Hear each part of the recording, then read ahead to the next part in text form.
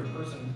And everything that I think about, everything that I do for developer relations is focused on how do we get people together to share their ideas and what they're building and their philosophies on technology and building software.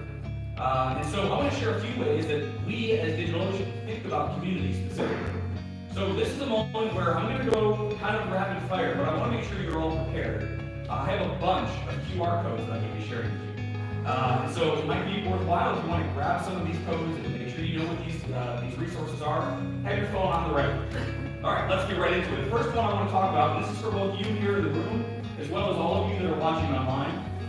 We have a Discord. I'm not sure you're aware of Discord, maybe you haven't used Discord before, but if you haven't, it's a place where you can go and ask questions and interact with other people that are also building for PO or thinking about ways to solve problems with the cloud. And so you can join our Discord here. I have a QR code. We have a special room specifically for Deploy 2025. So if you want to talk about the things you're seeing right now, how terrible I look on stage, how blue my shoes are, or whatever it might be, that's all totally fine.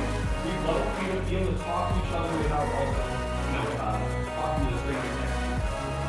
So that's Discord. The second one I'm going to talk about is our DigitalOcean community.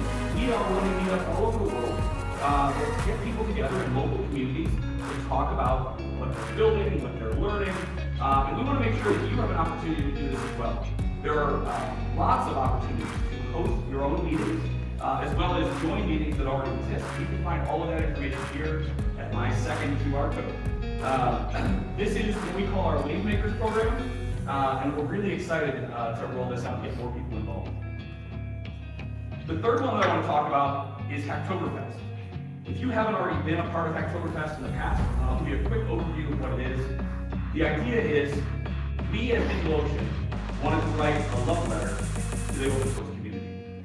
And so what we've done is we've coordinated lots and lots of open source projects with lots and lots of developers, writers, and designers that can contribute to the open source project. And so Hacktoberfest happens every October, every year. And the idea is to get a lot of people to combine those two together and generate a bunch of new material. Documentation, features, and code, all of that stuff happens in the month of October. You can see a few stats here. This past October, we had 65,000 registered users. We had 75,000 accepted pull requests. This means that everybody's doing at least one, if not more, of the contributions to these open source projects. The other cool thing is this number here. 171 countries represented. I don't know if you guys know this, but the UN only represents or recognizes 195 countries. So we have 24 countries. We're coming for you in 2025. We're going to get everybody involved this time. We also have 116 community-led events. This is where people that do not work for DigitalOcean went out and created Hacktoberfest events and hosted it in their own towns to bring people together and start working on some of these open source projects together. If you want to know more, if you want to get involved, you can check it out at hacktoberfest.com.